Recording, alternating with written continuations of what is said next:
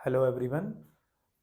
Hope आप सब अच्छे हैं और तैयारी ज़ोरों शोरों से चल रही होगी। कमीशन की एग्ज़ाम बहुत ही पास है, ठीक है। तो उसी सीरीज़ में हम नेक्स्ट वीडियो लेके आए हैं। लास्ट टाइम हमने फिज़िक्स के कुछ क्वेश्चंस देखे थे। प्रीवियस ईयर क्वेश्चंस कवर कर रहे हैं हम इस टाइम, ठीक है। तो उसी की नेक्स्ट वीडियो में लेके आया हूँ। अगर किसी ने पिछली सीरीज़ इस सीरीज़ के पिछले क्वेश्चंस नहीं देखे हैं तो प्लीज़ मैं लिंक डिस्क्रिप्शन में डाल दूँगा, आप उनको गो थ्रू करें। और मैं जैसा कि लास्ट वीडियो में भी बोला था, बहुत डिटेल्ड वीडियोस अभी मैं नहीं बना रहा हूँ क्योंकि समय बहुत कम है और अभी मेरी ये एम है कि ज़्यादा से ज़्यादा क्वेश्चंस आप प्रैक्टिस कर लें ताकि आप वहाँ पे आंसर कर पाएँ, ठीक है। फिर भी अगर किसी स्टूडेंट को किसी पर्टिकुलर टॉपिक में इशू है तो you can always comment below the videos and हम फिर उस टॉपिक के ऊपर एक अलग से वीडियो ज़रूर बना देंगे। अभी के लिए हम फटाफट से क्वेश्चंस करते हैं प्रीवियस ईयर, और फिर इसके बाद हम धीरे धीरे क्वेश्चन करेंगे कि एचपी जीके के और बाकी जीएस के क्वेश्चंस भी हम कवर करें इन्हीं वीडियोस में, इन्हीं सीरीज में, ठीक है। So without wasting time let's focus on the questions. So next question for today is a disc is rotating with angular speed omega. Question number 51 है, a disc is rotating with angular speed omega, ठीक है। So omega यहाँ पे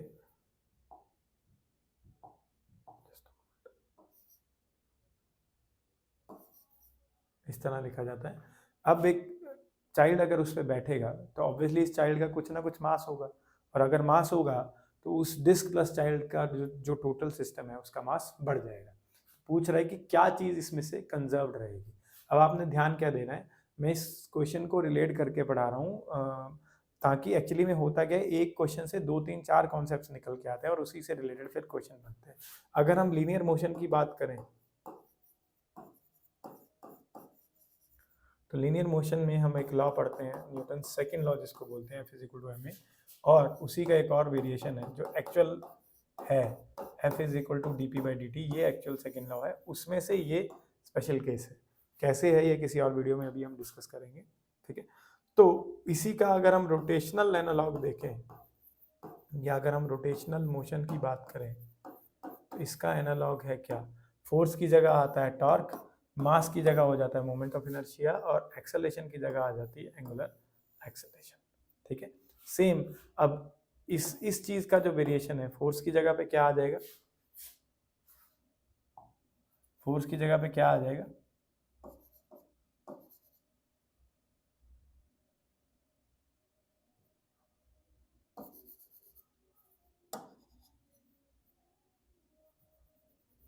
ठीक है। Force की जगह पे क्या आ जाएगा आपका टॉर्क, और dp होता है मोमेंटम। तो यहाँ पे ये p जो है ये लीनियर मोमेंटम है, तो यहाँ पे हम p की जगह dl/dt लिखते हैं, एंगुलर मोमेंटम, ठीक। अब अगर जिस एंगुलर, अब इससे जस्ट पिछली वीडियो में हमने एक क्वेश्चन कवर करा था, इससे पिछली वीडियो में हमने एक क्वेश्चन कवर करा था कि अगर कोई एक्सटर्नल फोर्स ना लगे सिस्टम पे तो वर्क डन 0 होता है। क्यों? क्योंकि अगर कोई सिस्टम है वो रेस्ट पे है या कांस्टेंट वेलोसिटी से चल रहा है, तो उस कांस्टेंट वेलोसिटी को मेंटेन करने के लिए, कांस्टेंट वेलोसिटी की कंडीशन को मेंटेन करने के लिए कोई भी एक्सटर्नल फोर्स नहीं चाहिए होती है, ठीक है। प्रोवाइडेड ऑब्वियसली फ्रिक्शन और एयर रेजिस्टेंस ना हो, ये चीज़ का ध्यान रखें। बहुत बार ये लाइन आती है, no force is required to continue motion of an object moving with constant velocity provided, implied condition वहाँ पे है कि फ्रिक्शन और एयर रेजिस्टेंस ना हो। तो सेम यहाँ पे अब रोटेशनल मोशन है तो एंगुलर स्पीड या एंगुलर वेलोसिटी कांस्टेंट है, तो अगर ऐसा है तो यहाँ पे भी कोई फोर्स नहीं चाहिए होगा। बट एंगुलर मोशन में जो फोर्स है वो किसको डिनोट करती है, मतलब फोर्स का एनालॉगस क्या है एंगुलर मोशन में, टॉर्क, TORQUE। तो ये लीनियर के लिए लॉज हैं दोनों ये वाले, मतलब second law of motion in linear. अच्छा, अगर ये भी क्वेश्चन आपका यहीं से बन सकता है कि rotational, what is the rotational analog of second law of motion, तो ये लीनियर के लिए है और उसी का रोटेशनल वाला पार्ट ये है, और इसका रोटेशनल पार्ट, मतलब इसका रोटेशनल एनालॉग ये है, इसका रोटेशनल एनालॉग ये है।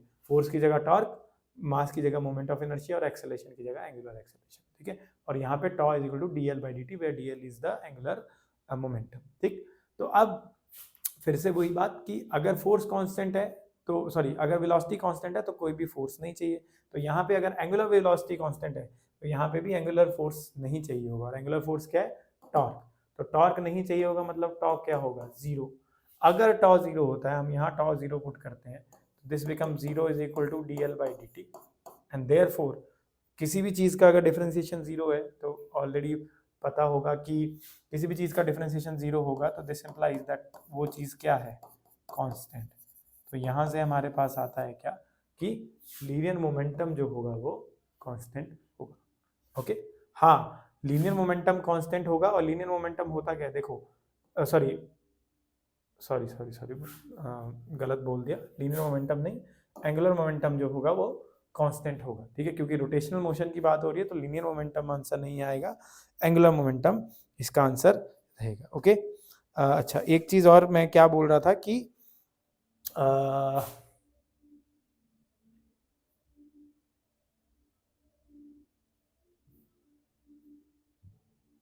चलो कोई बात नहीं, किसी और टाइम पे डिस्कस करेंगे, क्योंकि फिर बहुत लंबा डिस्कशन इसी क्वेश्चन पे चला जाएगा। सो हम नेक्स्ट क्वेश्चन पे मूव करते हैं। To move a body in circle which are the following forces is needed. ये भी हम जस्ट सॉरी जस्ट पिछली वीडियो में हम इस कॉन्सेप्ट पे भी काम करके आए हैं। जब भी सर्कुलर मोशन होता है तो कौन सी फोर्स चाहिए होती है? वहां पे मैंने डिटेल में बताया था कौन सी फोर्स चाहिए। Centripetal force. कौन सी फोर्स चाहिए होती है आपको? Centripetal force. एक मिनट, ठीक, कौन सी फोर्स चाहिए? Centripetal force. सेंट्रीफ्यूगल फोर्स एक स्यूडो फोर्स है, लास्ट वीडियो में भी मैंने बताया था। स्यूडो का मतलब होता है नकली। ये एक्चुअली में फोर्स होती ही नहीं है, सिर्फ हम न्यूटन्स लॉ को वैलिडेट करने के लिए बाहर की तरफ को ये फोर्स लगती है। लास्ट वीडियो जिसको नहीं और डेप्थ में चाहिए, मैंने काफ़ी अच्छे से पिछली वीडियो में बताया, तो प्लीज़ रेफर टू दैट। ठीक है, तो यहाँ पे आंसर आएगा सेंट्रीपिटल। सेंट्रीफ्यूगल इसका आंसर नहीं आएगा, दोनों चीज़ों में कंफ्यूज नहीं हो। ठीक, next, which are the following reactions are the weakest, which are the following interactions are the is the weakest, sorry, basically वो ये पूछ रहा है आपसे कि इन चारों फोर्सेस में से कौन सी फोर्स सबसे वीक होती है, या दो ऑब्जेक्ट्स में ये फोर्सेस लग रही हो तो इनमें से कौन सा जो इंटरेक्शन है उन ऑब्जेक्ट्स में वो वीकेस्ट होगा। तो इसका आंसर होगा ग्रेविटेशन। ये क्वेश्चन आपका +1 के फर्स्ट यूनिट का पार्ट है। ठीक है, जो मोस्टली क्या कहूँ, सिलेबस में उसमें से क्वेश्चंस नहीं आते, तो मोस्टली स्कूल्स में स्किप कर दिया जाता है, बट नहीं करना चाहिए, छोटा सा यूनिट है, बताना चाहिए। सो इसका आंसर आएगा ग्रेविटेशन। ठीक, कुछ ऐसा है, अगर आपको जानना ही है, फोर्स ऑफ ग्रेविटेशन की पावर अगर 10 की पावर -38 है तो इलेक्ट्रोस्टैटिक फोर्स चलती है 10 की पावर -36 में। एफ रेशो में बता रहा हूँ कंपैरिजन के लिए। फिर आपका इलेक्ट्रोमैग्नेटिक आती है, and F electromagnetic, and then आपका लास्ट में आता है न्यूक्लियर फोर्स, स्ट्रॉन्ग और वीक। ठीक है, तो इस तरह से कुछ वेरिएशन है, मतलब जो स्ट्रॉन्ग न्यूक्लियर फोर्सेज हैं और वीक न्यूक्लियर फोर्सेज हैं वो लगभग 10 की पावर 38 टाइम्स स्ट्रॉन्गर है ग्रेविटेशनल फोर्स है। तो इससे आपको एक कंपैरेटिव आइडिया लग सकता है। ठीक है, चलिए नेक्स्ट क्वेश्चन पे चलते हैं।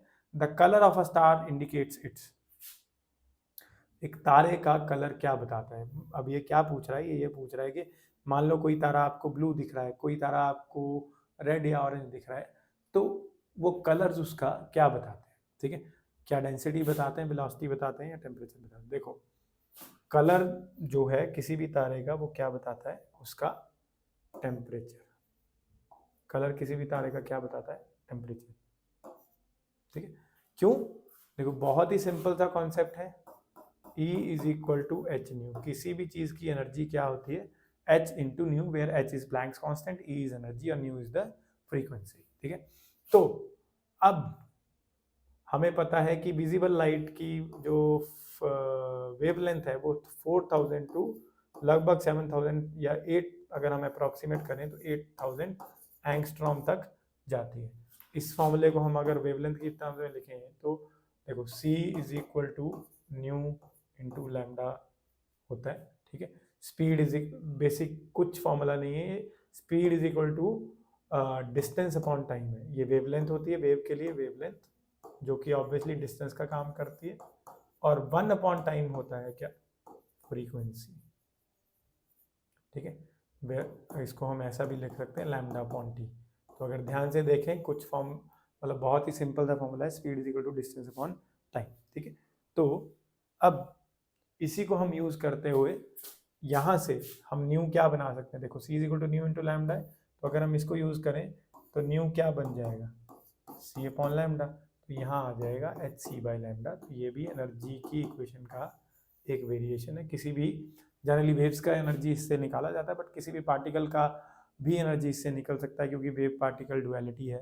आप अगर फिजिक्स जानते हैं तो समझ रहे होंगे मैं क्या बोल रहा हूँ, डुअल नेचर है मैटर और रेडिएशन के पास। ठीक है, तो अब जिसका वेवलेंथ कम होगा उसकी एनर्जी ज़्यादा होगी, सबसे इंपॉर्टेंट चीज़ ये ध्यान रखनी है। या दूसरा यहाँ से भी कर सकते हैं, जिसकी फ्रीक्वेंसी, जिस लाइट की फ्रीक्वेंसी ज़्यादा होगी उसकी एनर्जी ज़्यादा होगी, या जिस लाइट की वेवलेंथ ज़्यादा होगी उसकी एनर्जी कम होगी। वेवलेंथ और एनर्जी इनवर्सली प्रोपोर्शनल है। तो अब जो स्टार्स ब्लू रीजन या ब्लूइश रीजन में है, ब्लूइश वायलेट तो जनरली तारा नहीं होता है, या ब्लूइश रीजन में है, तो वो आपको जनरली कैसे दिखेंगे, वो आपको जनरली कैसे दिखेंगे जो ब्लूइश रीजन में है, वो आपको मतलब उनका टेम्परेचर क्या होगा, सबसे हाई। अगर हम रेड या रेडिश ऑरेंज की बात करते हैं, रेड का सबसे कम होगा, और अगर ऑरेंज है तो उसका इंटरमीडिएट टेम्परेचर होगा। तो आई होप आपको ये समझ आ रहा होगा। देखो ब्लू वाला जो है उसकी क्या है, सबसे मैक्सिमम वेवलेंथ किसकी होती है, रेड की। तो जिसकी वेवलेंथ ज़्यादा है, देखो जिसकी वेवलेंथ ज़्यादा है उसकी एनर्जी कम है। सिंपल सा कॉन्सेप्ट ये है। तो अब टेम्परेचर कलर इस तरह मतलब रिलेट करते हैं आपस में। ओके, नेक्स्ट क्या है, lift is ascending with g/3 acceleration, what will be the time period of a simple, okay this is what, यहाँ पे सिंपल है, what will be the time period of a simple pendulum placed in the lift if its period in stationary lift is t। okay, ये options थोड़ा सा गड़बड़ हो गए हैं एक्चुअली में, टाइपिंग एरर है, कोई दिक्कत नहीं है, ठीक कर लेते हैं इसको। पहला ऑप्शन है आपका, पहला ऑप्शन है t/4, दूसरा है t/2, दूसरा तो सही ही है, पहला है t/4, दूसरा ऑप्शन है t/2, तीसरा है t, और चौथा है √3/2t। एक्चुअली में जब क्वेश्चन ये पूछा गया था, आई गेस डिस्क्रिपेंसी डली होगी, उन्होंने ऑप्शन में ये डाल दिया था पूरे का अंडर रूट।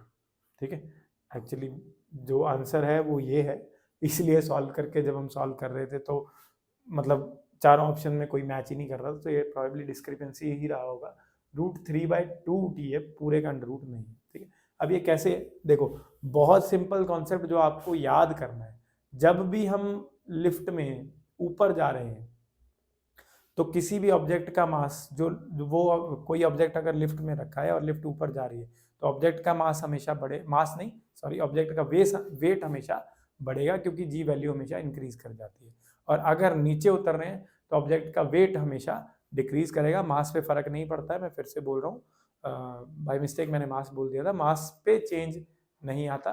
ठीक है, वेट में चेंज आता है। तो अगर हम ऊपर जा रहे हैं तो ऑब्जेक्ट का वेट बढ़ेगा, और अगर हम नीचे जा रहे हैं तो ऑब्जेक्ट का वेट कम होगा।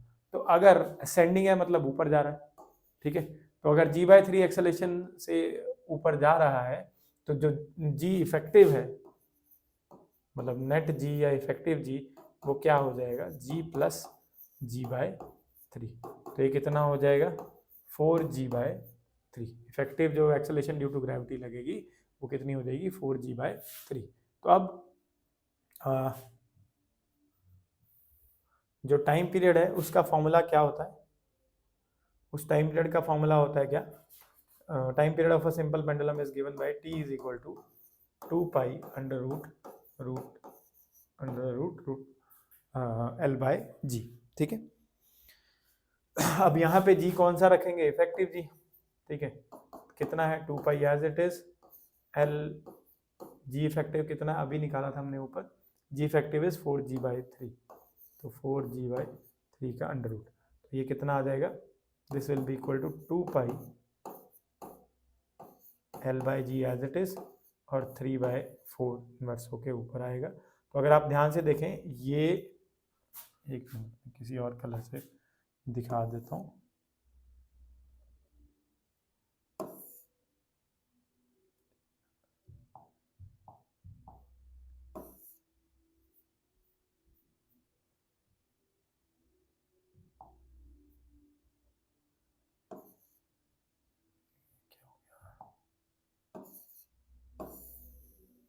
ये जो चीज़ है 2 पाई रूट L/G, ये तो ओरिजिनल टी ही है, ठीक है।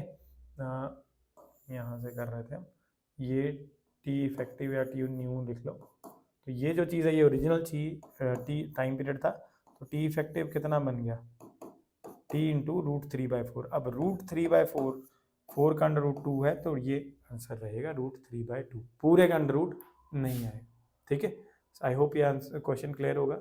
नेक्स्ट क्वेश्चन पे चलते हैं, ठीक है। A jar has a mixture of, okay, इसमें भी टाइपिंग थोड़ा सा गड़बड़ है, कोई दिक्कत नहीं, हम इस पे नेक्स्ट वीडियोस में होपफुली इस पे काम कर देंगे कि ये चीज़ें ना आए, ठीक है। क्या क्वेश्चन है ये, jar has a mixture of, jar has a mixture of H2 and O2 gas in the ratio of 1:5, ठीक है।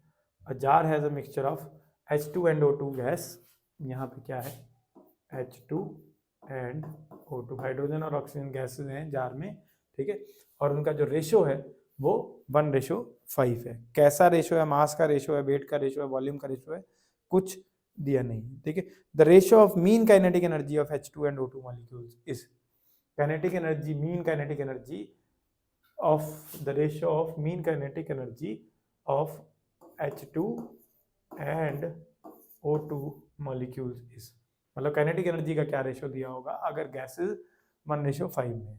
अब किस चीज़ का रेशो है वो क्वेश्चन में नहीं दिया, मैं फिर से रिपीट कर रहा हूँ। तो इसको कैसे करेंगे, ट्राई करें, कमेंट सेक्शन में आप आंसर लिखें। एक सेकंड के लिए या 2 सेकंड के लिए आप वीडियो पॉज कर लें, और मतलब 5 सेकंड के लिए, जितना भी टाइम लगता है, क्योंकि जब तक आप क्वेश्चंस के आंसर खुद सॉल्व करने की कोशिश नहीं करेंगे तब तक नहीं आएगा। डायरेक्ट क्वेश्चन देख लेने से नहीं होगा, चीज़ें फंसेंगी। पहली बार भी पढ़ रहे होंगे कुछ लोग, तो ऑब्वियसली मुश्किल लगेगा, बट एफर्ट करने से सब कुछ हो जाता है। तो आई होप आप समझ रहे होंगे चीज़ें और इनको करेंगे। चलिए, आई होप आपने क्वेश्चन का आंसर किया होगा। देखो, अगर जो काइनेटिक एनर्जी का फॉर्मूला है, काइनेटिक थ्योरी ऑफ गैसेस से ये क्वेश्चन है, काइनेटिक थ्योरी ऑफ गैसेस +1 का चैप्टर है, ठीक है।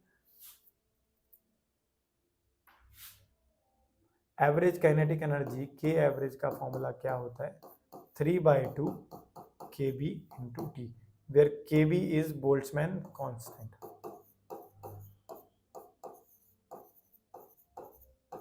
kb is Boltzmann constant और T is absolute temperature in Kelvin, ये ध्यान रखना, ठीक है जी। तो एवरेज काइनेटिक एनर्जी जो है वो किस किस पे डिपेंड कर रही है, देखो ये पूरी टर्म कांस्टेंट है, तो किस पे डिपेंड कर रही है, सिर्फ और सिर्फ टेम्परेचर पे।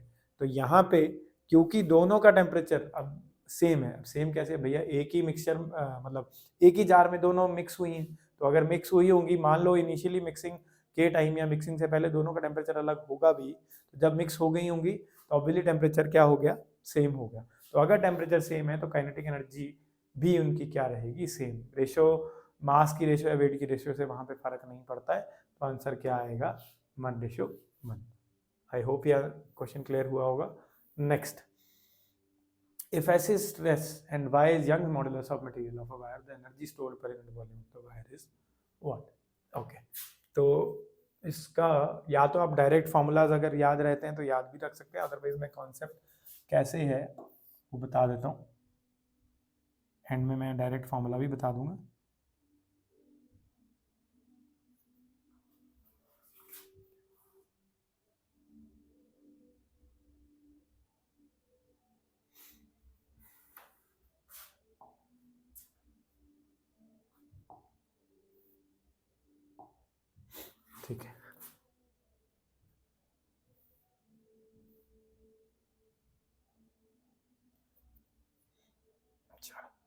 तो अगर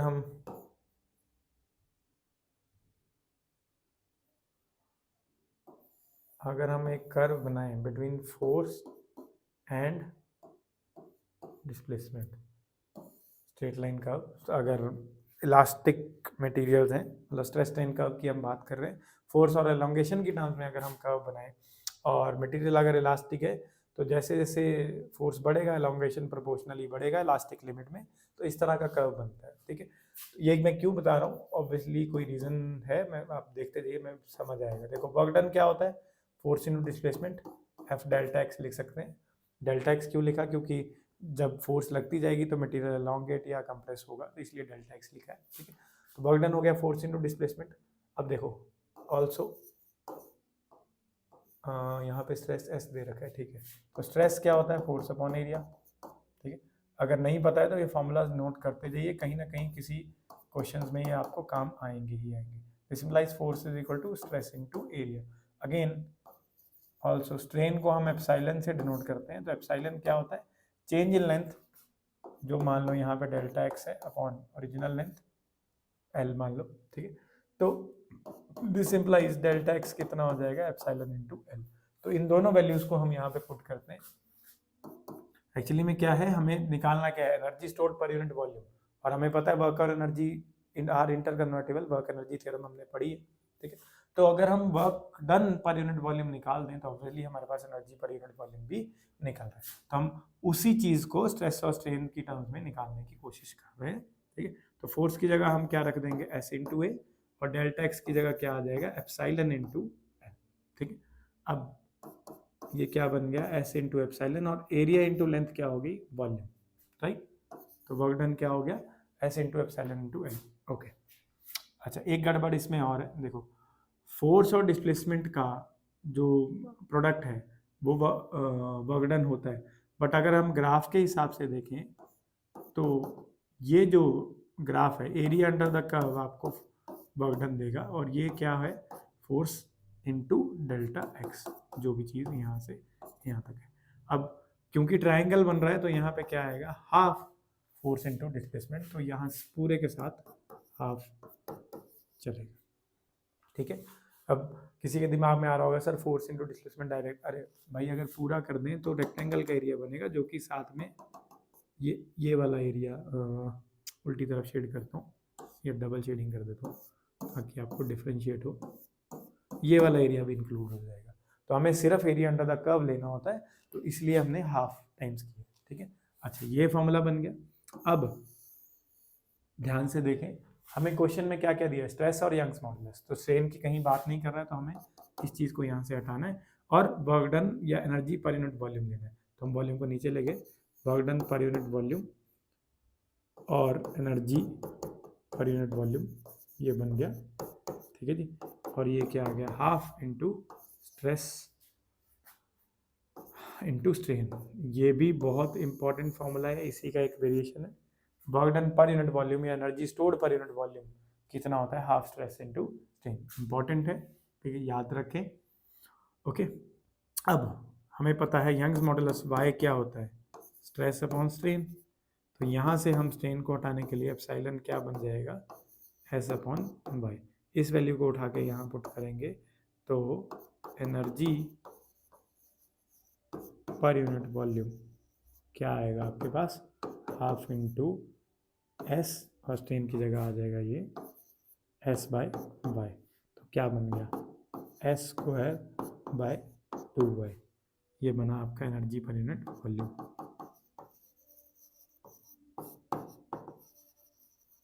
ठीक है, तो इसको देखते हैं कहाँ है, ये S square by 2y, option C.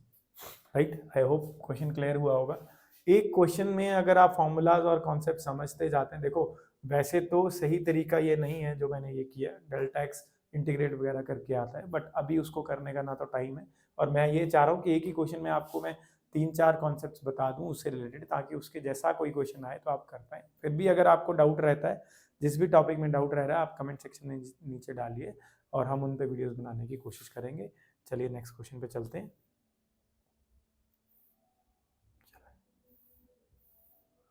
Freon is most suitable as a refrigerant. Refrigerant because of.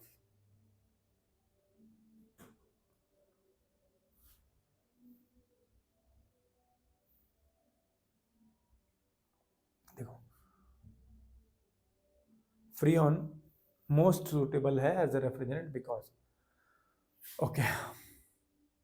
Latent heat कम होनी चाहिए क्या रेफ्रिजरेंट की? लेटेंट हीट होती है वो हीट जब कोई चीज़ अपनी फॉर्म चेंज करता है, मतलब सॉलिड से लिक्विड बनता है तो उसको लेटेंट हीट ऑफ फ्यूजन बोलते हैं, लिक्विड से गैस बनता है तो latent heat of vaporisation.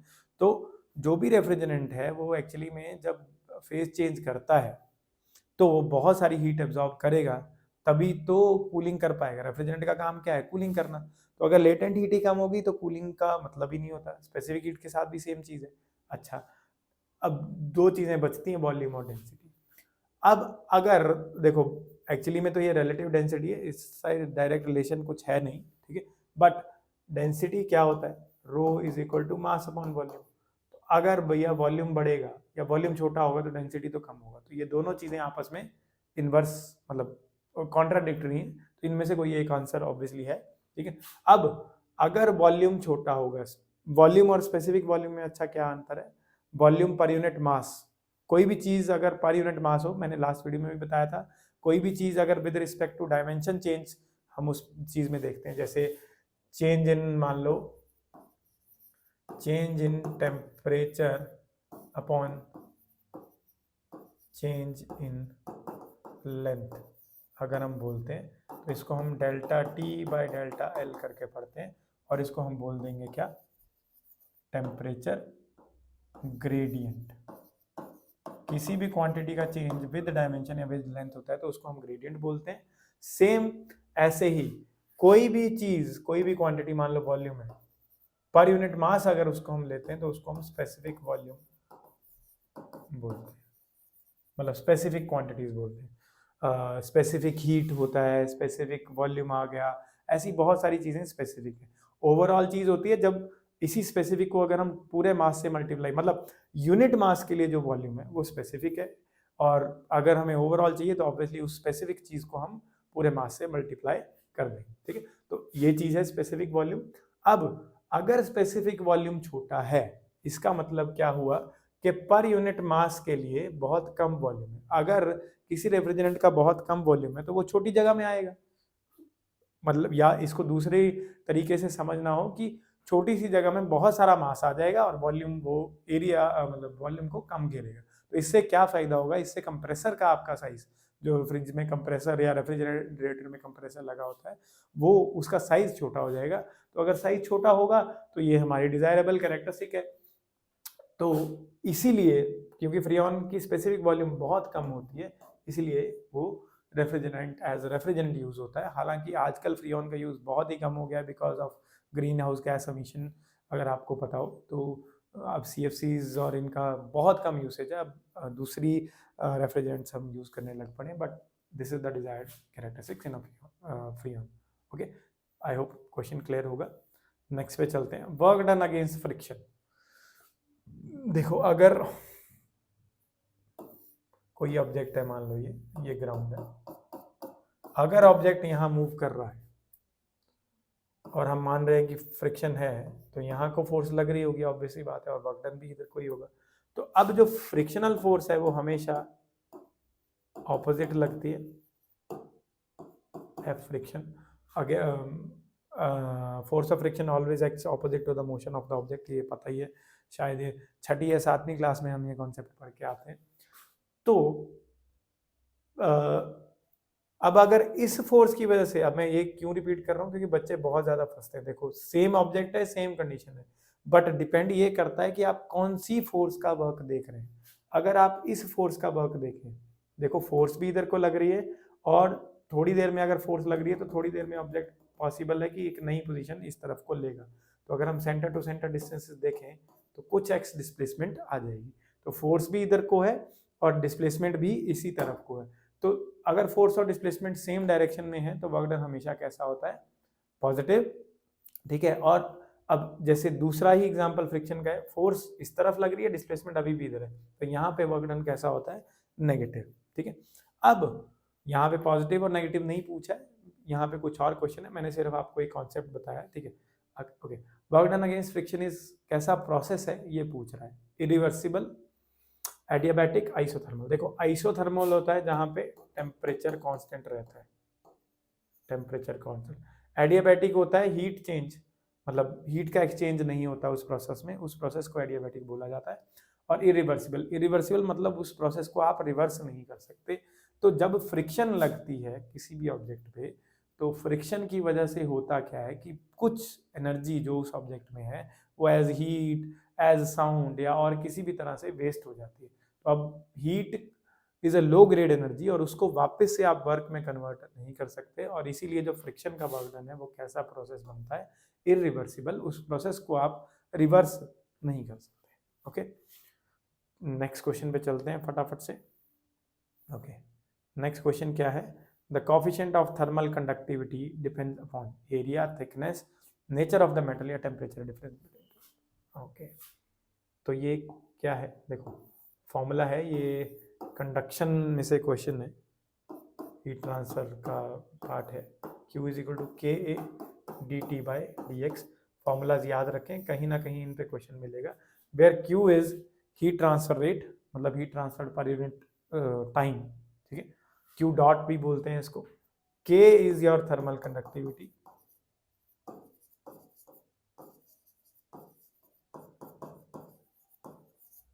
A is area of plate, actually में क्रॉस सेक्शनल एरिया होता है, cross sectional area of plate. अब ये देखिए D T by D x, मैं अभी बात ही कर रहा था, ये क्या है, टेम्परेचर ग्रेडियंट। आई होप मुझे अब टेम्परेचर ग्रेडियंट क्या है ये फिर से एक्सप्लेन करने की जरूरत नहीं है, 2-3 बार मैं एक्सप्लेन कर चुका हूँ। Change in temperature with length है, बड़ी सिंपल सी बात है। तो अब एक्चुअली में अब ये कहाँ से आया है, क्यू जो हीट ट्रांसफर रेट है। अच्छा, एक चीज बच्चे क्या गलती करते हैं, ये हीट ट्रांसफर है, नहीं, ये हीट ट्रांसफर रेट है, Q बाई टी है। बहुत जगह ये भी गलती बच्चे करके आते हैं, ये हीट ट्रांसफर नहीं है, ये हीट ट्रांसफर रेट है, Q by T, heat transfer per unit time. तो Q क्या है, प्रोपोर्शनल होता है एरिया के, और दूसरा Q प्रोपोर्शनल होता है टेम्परेचर ग्रेडियंट के। मतलब जितना ज्यादा टेम्परेचर का डिफरेंस होगा, मान लो ये प्लेट है, तो इस एंड और इस एंड में जितना ज्यादा टेम्परेचर का डिफरेंस होगा, ठीक है, उतनी ही तेज हीट चलेगी, और इनका जितना ज्यादा एरिया होगा उतनी हीट तेज चलेगी। तो इस प्रोपोर्शनैलिटी को अगर हम कंबाइन करें, तो उस प्रोपोर्शनैलिटी को रिमूव करने के लिए जो एक कांस्टेंट हम इंट्रोड्यूस करते हैं, वो कांस्टेंट है क्या, thermal conductivity. So because this is constant, it does not depend upon the thickness or area of the plate, it only changes when you change the material of the plate. So thermal conductivity is directly related to material of the plate या nature of the metal या material, जैसा भी आप उसको बोल सकते हैं। Okay, so I hope ये चीज़ें क्लियर होंगी। बाकी का हम नेक्स्ट वीडियो में लेके आते हैं। कैसा लग रहा है, किस चीज़ में डाउट आ रहा है, आप वीडियोज़ में पूछ सकते हैं, कमेंट सेक्शन में डाल सकते हैं, और किसी और चीज़ की वीडियो भी चाहिए तो भी आप कमेंट सेक्शन में ज़रूर डालें। Thank you.